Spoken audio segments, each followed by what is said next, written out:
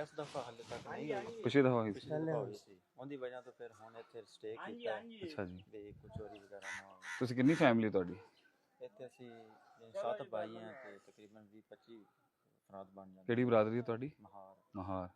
ਤੇ ਸਾਰੇ ਮਹਾਰ रहते हैं? ਜੀ। ਮਹਰ ਜਾਂ ਮਹਾਰ? ਨਹੀਂ ਮਹਾਰ। ਮਹਾਰ। ਮੱਲੀ ਮਹਾਰ।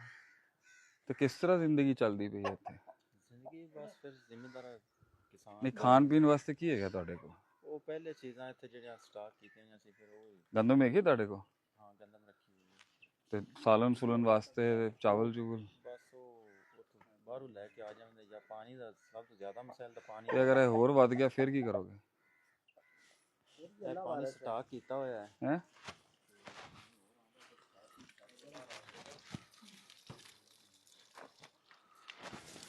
कोई मसला नहीं, मैं करना नहीं छोड़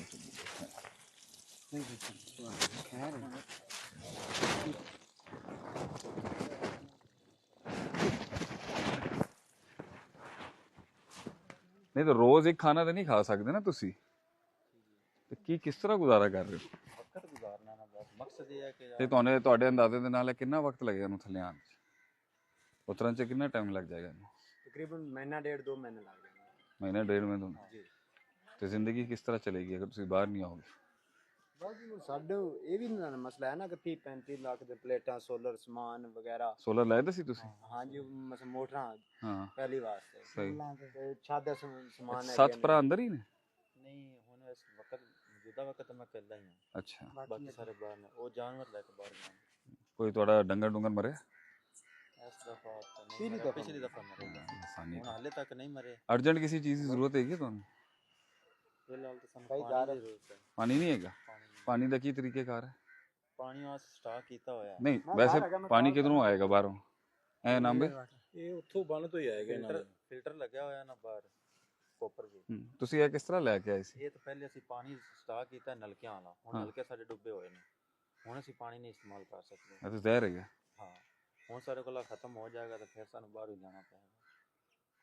ਤੇ ਬਾਹਰੋਂ ਕਿਸ ਤਰ੍ਹਾਂ ਆਉਂਦਾ? ਇਹ ਨਾਂਬੇ ਵਾਲੇ ਲੋਕ ਹੀ ਲੈ ਕੇ ਆਉਂਦੇ ਨੇ? ਇਹਨਾਂ ਦੀ ਮਿਹਰਬਾਨੀ ਜੇ ਸਾਡੀ ਹੈਲਪ ਕਰ ਦੇंगे। यहाँ पे अगर एक एक्स्ट्रा बोट और करनी हो तो वो हो सकती है आपकी तरफ से? हम लोग कुछ कंट्रीब्यूट करना चाहें, एक दिन का कोई कुछ भी हो। हाँ हो जाएगा।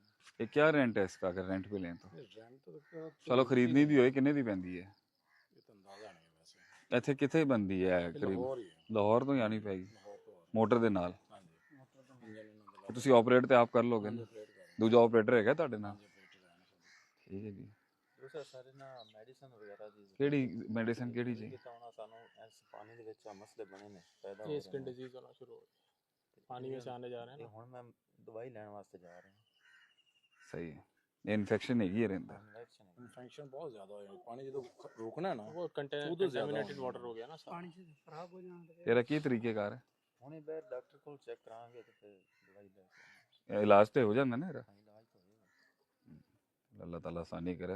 अज़बिल बास रब्बन्नास वशफी अंत शाफी ला शिफा इल्ला शिफा होगा शिफा ला युगादिर सकम। अल्लाह ताला ਤੁਹਾਨੂੰ ਸ਼ਿਫਾ ਜੋ ਅਸੀਂ ਕਰ ਸਕਨੇ ਇਨਸ਼ਾਅੱਲਾ ਜ਼ਰੂਰ ਕਰਾਂਗੇ ਤੁਹਾਡੇ ਵਾਸਤੇ। ਠੀਕ ਹੈ। ਅੱਲਾਹ ਤੁਹਾਨੂੰ ਖੁਸ਼ ਰੱਖੇ।